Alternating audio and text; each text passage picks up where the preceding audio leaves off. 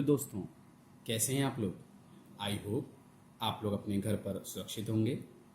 आज हम LSIS educational society की तरफ से आपके सामने आपके लिए मैथ और रीजनिंग से रिलेटेड क्लासेस की शुरुआत कर रहे हैं।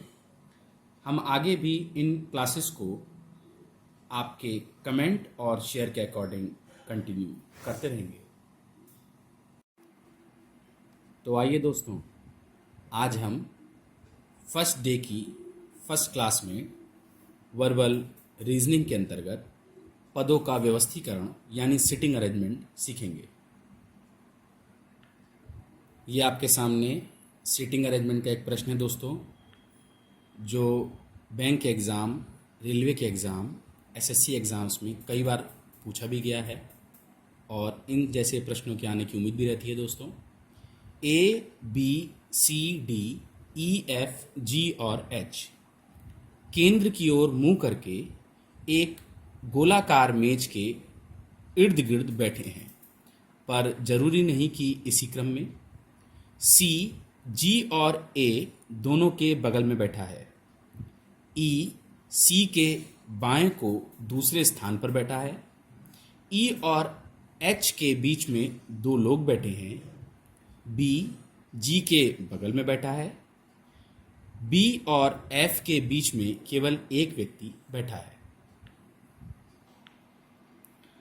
दोस्तों, अभी आपने जो स्टेटमेंट देखा उससे संबंधित कुछ प्रश्न इस तरीके से एग्जाम्स में पूछे जाते हैं। जैसे पहला प्रश्न दिया है, उपयुक्त व्यवस्था में H के संबंध में D का स्थान कौन सा है। इसमें आपको 5 प्रश्न दिए गए हैं। ऐसा ही दूसरा प्रश्न पूछा गया है, निम्नलिखित 5 में से 4 किस प्रकार समान हैं, इसलिए उनका एक समूह बनता है। वह कौन सा है जो इस समूह में नहीं आता है। इसमें आपको 5 बहुविकल्पीय दिए गए हैं जो आपकी स्क्रीन पर दिखाई दे रहे हैं। इसी क्रम में दोस्तों तीसरा क्वेश्चन हमारे सामने आता है, A के बाएं को दूसरे स्थान पर कौन बैठा है। इसमें भी आपको 5 विकल्प दिखाई दे रहे हैं। इसी क्रम में चौथा क्वेश्चन आता है, निम्नलिखित में से B और F दोनों के बगल में कौन बैठा है। इसमें भी आपको 5 विकल्प दिखाई दे रहे हैं दोस्तों। इसी क्रम में दोस्तों 5वां प्रश्न है, बैठने की दी गई व्यवस्था के आधार पर B का E से खास तरीके का संबंध है। इसी तरह से A और H से संबंध है। इसी पैटर्न का पालन करते हुए D का संबंध निम्नलिखित में से किसके साथ होगा। 5 विकल्प इसमें आपको दिख रहे हैं। छठे प्रश्न पूछा है, G के बाएं को दूसरे स्थान पर कौन बैठा है। इसमें भी आपको 5 विकल्प दिखाई दे रहे हैं दोस्तों। तो आइए दोस्तों, ये वही प्रश्न है जो मैंने आपके सामने रखा था। अब इस प्रश्न को हल करने का प्रयास करते हैं दोस्तों। सबसे पहले हम एक गोल मेज दर्शाएंगे। उसमें ABCDEFG और H केंद्र की ओर मुंह करके। दोस्तों यहां ये ध्यान देने वाली बात है, सवाल में पूछा गया है कि केंद्र की ओर मुंह करके बैठे। तो सबसे पहले हम 8 सदस्यों को केंद्र की ओर मुंह करके कुछ इस तरीके से व्यवस्थित करेंगे। उसके बाद सवाल के हिसाब से उनके पदों का वर्गीकरण होगा। मुंह करके गोलाकार मेज के इर्द गिर्द बैठे हैं लिखा है दोस्तों, पर जरूरी नहीं कि इसी क्रम में, यानी आप ABCDEFGH इस तरीके से कोई भी क्रम लगातार क्रम में ना दे दीजिएगा। आपका हल जो है वो गलत हो जाएंगे और सारे प्रश्न गलत हो जाएंगे दोस्तों। पहला स्टेटमेंट आया है, C G और A दोनों के बगल में बैठा है।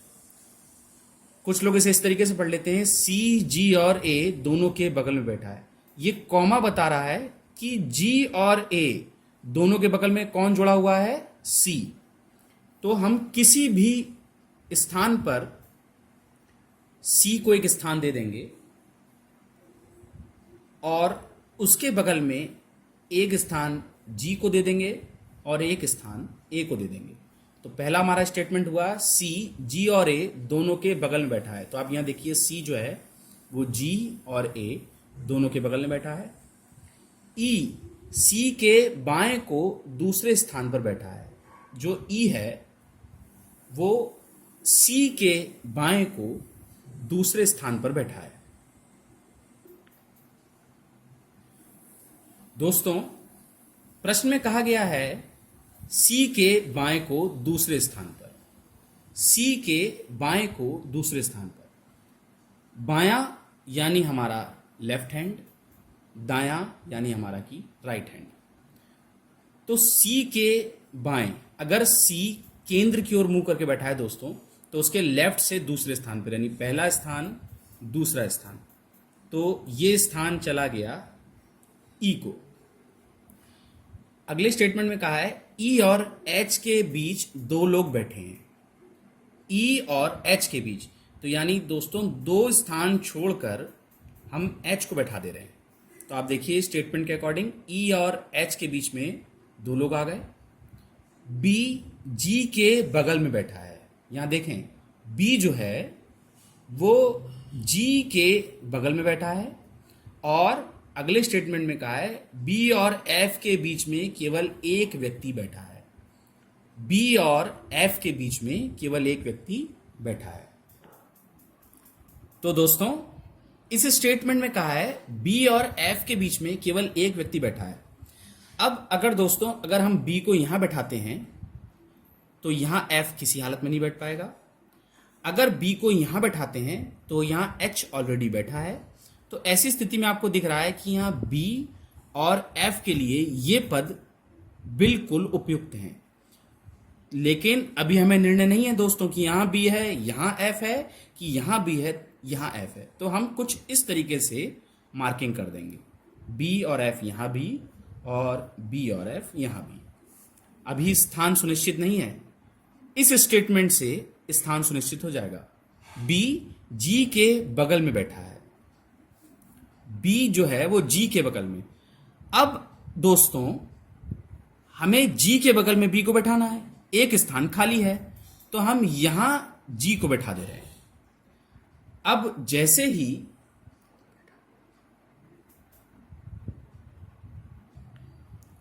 तो दोस्तों जी को हमने यहां बैठा दिया है। ठीक है ना दोस्तों, देख लिया ना आपने, जी का स्थान यहां आया। लेकिन मेरे प्यारे दोस्तों, आप अगर गौर करें तो जी पहले से इस स्थान पर बैठा हुआ है, यानी ये स्थान जी को मिल ही नहीं सकता दोस्तों। ये जी इस स्थान पर बैठ ही नहीं सकता। और अगर जी के बगल में इस स्टेटमेंट के हिसाब से बी बैठा है दोस्तों, तो ये स्थान एफ को नहीं मिल सकता। अगर ये स्थान एफ को नहीं मिल सकता तो ये वाला स्थान बी को नहीं मिल सकता दोस्तों। यानी यहां जी हो गया, यहां सी, यहां ए, यहां ई, यहां एफ, यहां एच, यहां बी। एक स्थान दोस्तों खाली है और सिर्फ हमारा एक ही कैंडिडेट है जिसे सीट नहीं मिली है, वो है डी। हमने डी को ये स्थान दे दिया। तो ये सिटिंग अरेंजमेंट कुछ कुछ फेयर होने के बाद दोस्तों इस तरीके का आपके सामने आएगा। तो मित्रों, इस तरीके की व्यवस्थाकरण से आपने यानी सिटिंग अरेंजमेंट से सभी को उनके पद दे दिए हैं। अब हम उन्हीं प्रश्नों पर आते हैं जो हमने आपको पहले दिखाए थे। अब हम इन्हें हल करने की कोशिश करेंगे। उपयुक्त व्यवस्था में एच के संबंध में डी का स्थान कौन सा है?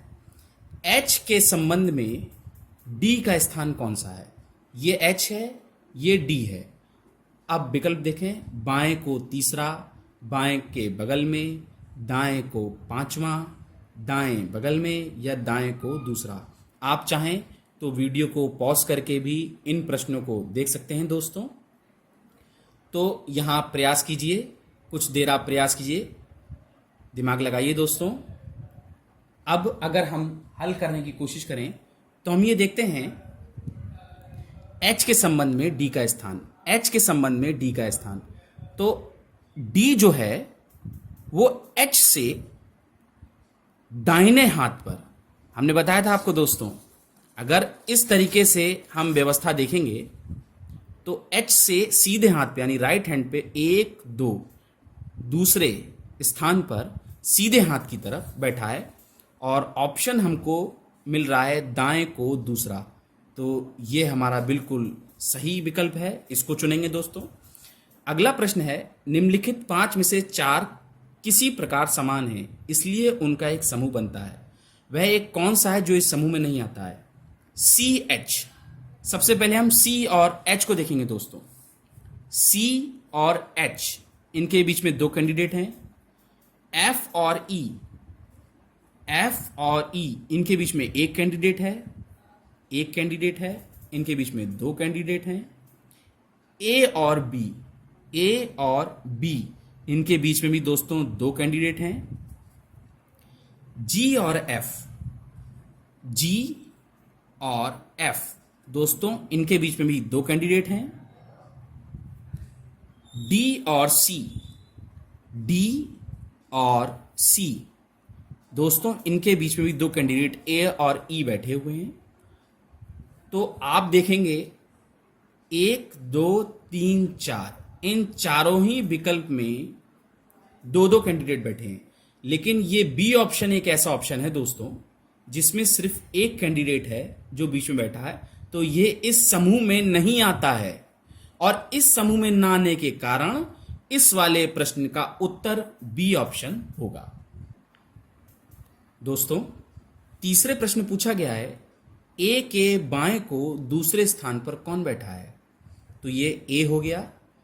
इसके बाएं को दूसरे स्थान पर, बाएं यानी लेफ्ट, पहला दूसरा, दूसरे स्थान पर दोस्तों डी बैठा है। और इस दिए गए विकल्प में डी तीसरा विकल्प है, यानी डी इसका आंसर हो जाएगा। इसी तरह चौथे क्वेश्चन पूछा है, निम्नलिखित में से बी और एफ दोनों के बगल में कौन बैठा है? बी और एफ दोनों के बगल में बैठने का मतलब है कोई कैंडिडेट इन दोनों के बीच में बैठा है, बी और एफ। और दोस्तों बी और एफ, इनके बीच में सिर्फ एक कैंडिडेट है, वो एच है। और इसमें अगर आप ऑप्शन में सर्च करेंगे तो आपको 5वां ऑप्शन एच मिल जाएगा दोस्तों। मित्रों इसी तरीके से 5वें प्रश्न पूछा है, बैठने की दी गई व्यवस्था के आधार पर बी का ई से खास तरीके का संबंध है। ये खास तरीके का संबंध आपको पहचानना है दोस्तों, पैटर्न को पहचानना है, देखना है। इसी तरह से ए और एच से संबंध है, यानी जो बी और ई में संबंध है वही संबंध ए और एच में भी मिलता है। इसी पैटर्न का पालन करते हुए डी का संबंध निम्नलिखित में से किसके साथ है? सबसे पहले आप बी और ई और ए और एच का पैटर्न पकड़िए दोस्तों। बी और ई, बी और ई अगर आप देखें तो बिल्कुल एक दूसरे के सामने बैठे हैं, बिल्कुल एक दूसरे के अपोजिट बैठे हैं, केंद्र में मुंह करके। ए और एच, ए और एच दोनों सेंटर्ड फोकस होकर केंद्र की ओर मुंह करके बैठे हैं दोनों दोस्तों। डी का संबंध किसके साथ है? डी केंद्र की ओर मुंह करके बैठा है, ठीक उसके सामने जी बैठा है जो केंद्र की ओर मुंह करके बैठा है। और इन ऑप्शंस में ऑप्शन डी जो है वो बिल्कुल करेक्ट है दोस्तों। बिना कुछ सोचे समझे आंख बंद करके प्रैक्टिस करने के बाद आप इस ऑप्शन को चुन सकते हैं दोस्तों। 6वें प्रश्न पूछा है, जी के बाएं को दूसरे स्थान पर कौन बैठा है? जी के बाएं को, बाएं यानी दोस्तों मैंने आपको बताया लेफ्ट, उसके बाद दूसरे स्थान पर, पहला स्थान दूसरा स्थान यानी ए। और इसमें ऑप्शन आपको बी ऑप्शन मिल रहा है जिसमें ए विकल्प दिया है, उसको आप चुन सकते हैं। इसी तरीके के और भी प्रश्न इसी सेंटर के हिसाब से पूछे जा सकते हैं, कोई भी किसी तरीके का पूछा जा सकता है। सी से तीसरे स्थान पर कौन बैठा है, इससे फर्क नहीं पड़ता कि वो बायां पूछ रहे हैं कि दायां पूछ रहे हैं। सी के केंद्र की ओर मुंह करके बैठा है तो ठीक उसके सामने कौन बैठा है दोस्तों? एफ बैठा है। बी के सामने कौन बैठा है? डी के सामने कौन बैठा है? ए के सामने कौन बैठा है? जी जो है ए से किस पोजीशन पे बैठा है? तो दोनों ही आंसर अगर विकल्प में होंगे कि बाईं पोजीशन से पूछा है कि दाहिनी पोजीशन से पूछा है दोस्तों, तो आपको गिनना पड़ेगा 1 2 3 4 5, 6वां या पहला और दूसरा, किसी भी एक को टारगेट करके उससे रिलेटेड करके वो और भी प्रश्न पूछे जा सकते हैं। प्रश्नों का स्वभाव सरल भी हो सकता है, कठिन भी हो सकता है, लेकिन कई बार प्रैक्टिस करने के बाद लगातार आप हमारे चैनल पे बने रहें, जिससे आप हमारी और मिलती जुलती वीडियोस को और मिलते जुलते सवालों को और कठिन प्रश्नों को हल करने का आप प्रयास करें दोस्तों। हम कोशिश करेंगे कि बार बार हम आपके सामने इस तरीके के प्रश्न लाएं, कठिन प्रश्न लाएं जो कंपटीशन्स में पूछे जाते हैं, बच्चे जिनसे हड़बड़ा जाते हैं, जो कई बार गलत होते हैं। इस तरीके के प्रश्न आपको बैंक में, रेलवे में, एसएससी में सभी जगह मिल जाएंगे। आप उन्हें सॉल्व करने की कोशिश करें, प्रैक्टिस करें दोस्तों। तो जैसा कि आपने आज की क्लास में सीखा और समझा, इसे रिवाइज करते रहिएगा। और हाँ दोस्तों, अगर आपने अभी तक हमारे चैनल को लाइक, शेयर और सब्सक्राइब नहीं किया है तो प्लीज़ हमारे चैनल को लाइक, शेयर और सब्सक्राइब कीजिएगा और बेल आइकन को प्रेस कर दीजिएगा, जिससे कि हमारी अपडेट वीडियोस आप तक पहुंचती रहें। और हाँ, कमेंट करना मत भूलिएगा। जय हिंद, जय भारत।